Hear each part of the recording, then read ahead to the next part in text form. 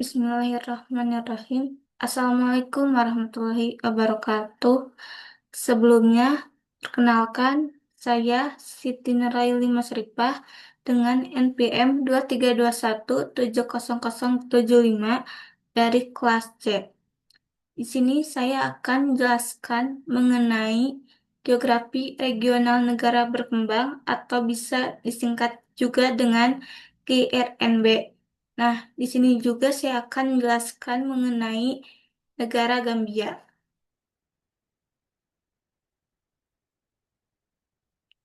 Nah, terdapat ada profil negara.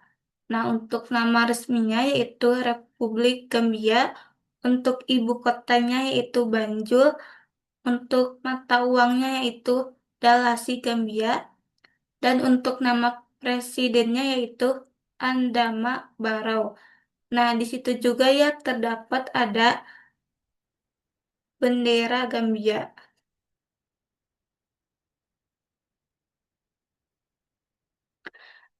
Nah, di situ juga dijelaskan bahwa ada deskripsi mengenai tentang gambaran umum Gambia.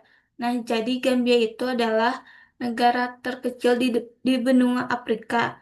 Jadi negara ini terletak di Afrika Barat, dikelilingi sepenuhnya oleh Senegal dan berbatasan dengan Samudera Atlantik Utara. Untuk sistem pemerintahannya adalah Republik Kepala Negara dan Kepala Pemerintahan adalah Presiden. Nah, di situ juga terdapat peta gambar mengenai tentang wilayah Gambia. Nah, jadi Gambia ini memiliki sistem ekonomi campuran dengan ketergantungan yang besar pada pertanian dan dikombinasikan dengan perencanaan ekonomi terpusat dan regulasi pemerintah yang relatif lemah. Ada juga letak astronomis Gambia. Nah, letak astronomis negara Gambia adalah di antara 13 derajat LU sampai 14 derajat LU dan 13 derajat PB sampai 17 derajat PB. Terdapat juga ya batas wilayah negara Gambia. Nah, untuk batas wilayah negara Gambia di sebelah utara itu berbatasan langsung dengan negara Senegal. Sebelah selatan juga berbatasan dengan negara Senegal, sebelah timur berbatasan dengan negara Senegal, dan sebelah barat juga berbatasan dengan Samudra Atlantik. Ada topografi di negara Gambia. Nah, jadi topografi Gambia itu didominasi oleh dataran rendah dan Sungai Gambia yang menjadi pusat geografis negara. Nah, jadi untuk medan utamanya adalah dataran banjir yang diapit oleh perbukitan laterit rendah di kedua tepiannya. Dan negara ini memiliki ketinggian rata-rata yang sangat rendah dengan lebih dari 48% wilayahnya berada di bawah 20 meter di atas permukaan laut. Nah, terdapat juga ya di PPT juga terdapat ada gambar Sungai Gambia. Terus ada juga sumber daya alam. Nah, jadi sumber daya alam utama di Gambia adalah pertanian yang didominasi oleh kacang tanah serta sumber daya perikanan yang melimpah. Nah, ada cuaca. Nah, jadi Gambia itu memiliki iklim tropis dengan dua musim utama, yaitu musim kemarau dan musim hujan. Nah, untuk musim kemarau itu berlangsung dari November hingga Mei dengan suhu udara tinggi, kelembaban rendah, dan hampir tanpa hujan. Nah, untuk sementara itu musim hujan terjadi dari Juni hingga Oktober dengan curah hujan dan kelembaban yang tinggi, terutama pada bulan Agustus yang menjadi puncak hujan. Nah, untuk suhu rata-ratanya berkisar antara 23 derajat Celcius hingga 20 derajat Celcius dan durasi penyinaran matahari lebih lama pada musim kemarau dibandingkan musim hujan. Nah, di situ juga ya eh, ada gambar mengenai tentang cuaca Gambia berdasarkan bulan atau rata-rata cuaca.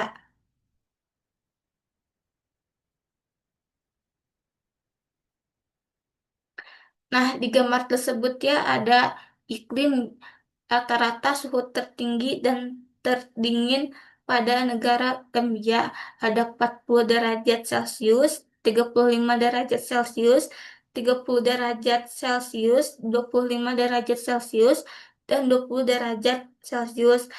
Bulannya dari Januari sampai Desember.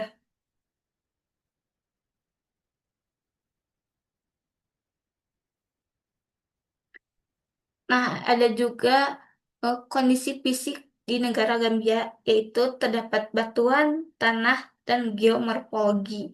Nah, untuk batuannya, geologi Gambia ini didominasi oleh batuan sedimen muda dari periode Cenozoikum sekitar 66 juta tahun terakhir. Nah, untuk tanah, jadi tanah di Gambia ini bervariasi tergantung pada lokasi dan jenis batuan induk. Nah, di daerah pesisir dan lembah sungai terdapat tanah aluvial yang subur, cocok untuk pertanian, padi, dan sayuran. Nah, sedangkan untuk geomorfologi, nah jadi secara umum Gambia itu memiliki bentuk lahan yang datar dan landai. Dengan sebagian besarnya itu wilayah berada di bawah 50 meter di atas permukaan laut. Nah, jadi Gambia Barat negara ini merupakan dataran pantai yang rendah dan berbatasan langsung dengan Samudra Atlantik.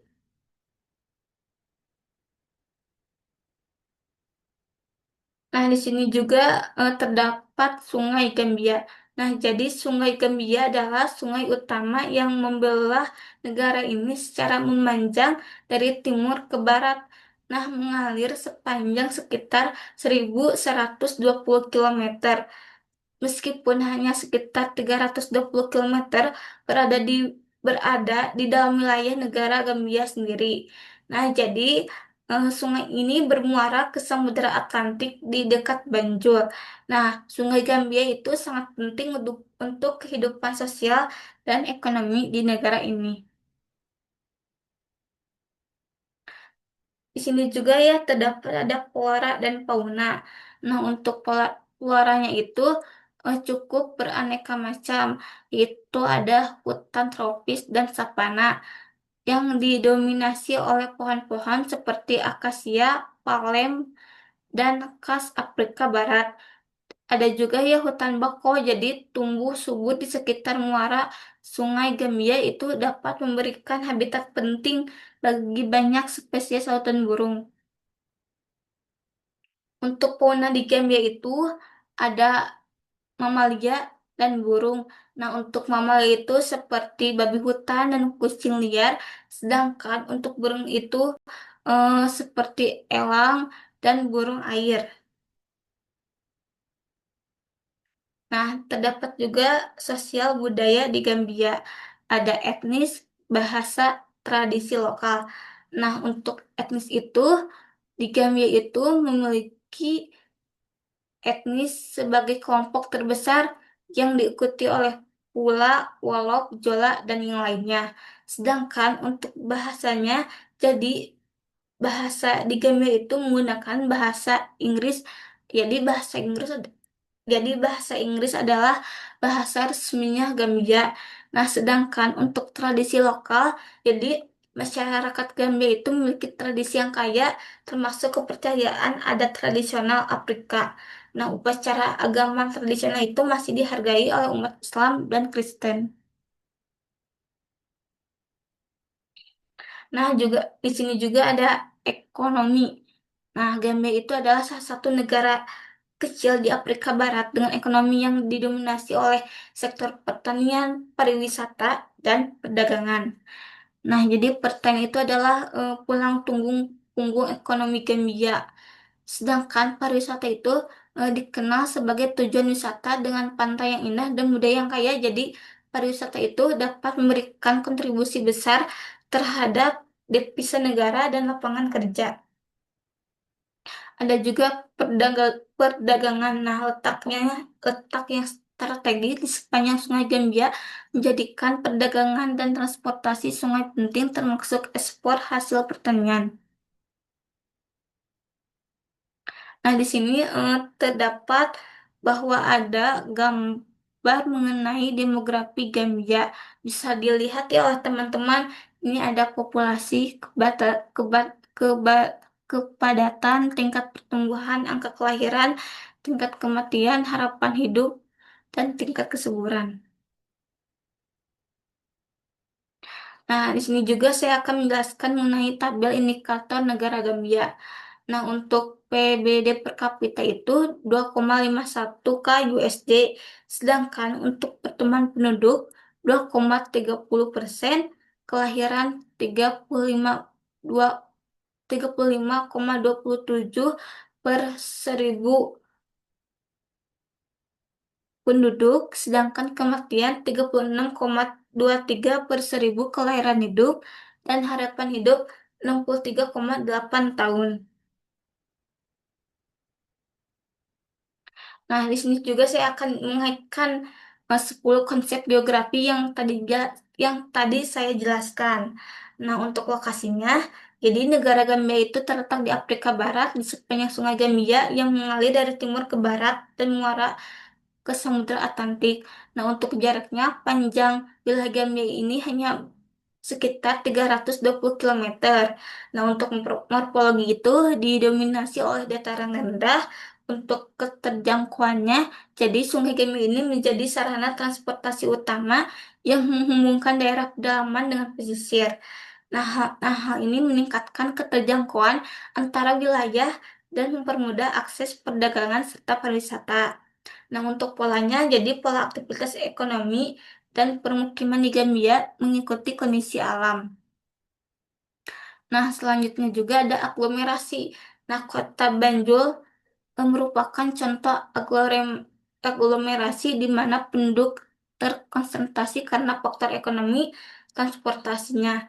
Ada juga nilai kegunaan. Nah, sumber daya alam seperti tanah aluvial, sungai Gambia, dan garis pantai Samudra Atlantik memiliki nilai guna tinggi bagi pertanian, perikanan, transportasi, dan pariwisata. Nah, potensi ini menjadi basis utama ekonomi negara. Ada juga interaksi dan interdependensi. Nah, interaksi sosial dan ekonomi itu terjadi antar wilayah melalui jalur sungai dan perdagangan hasil pertanian. Ada juga diferensiasi area. Nah, terdapat perbedaan antara karakteristik wilayah antara bagian barat eh, atau subur, padat penduduk dan berorientasi pariwisata. Nah, sedangkan bagian timur itu lebih kering, lahan pertanian tradisional. Nah, yang terakhir itu ada keter- keterkaitan keruangan. Nah, jadi aspek fisik seperti sungai, dataran rendah, dan pantai itu memiliki keterkaitan langsung dengan aktivitas manusia seperti pertanian, transportasi, dan pariwisata. Nah, sekian yang dapat saya sampaikan. Mohon maaf bila ada kekurangan dan kesalahan. Terima kasih atas perhatiannya. Wassalamualaikum warahmatullahi wabarakatuh.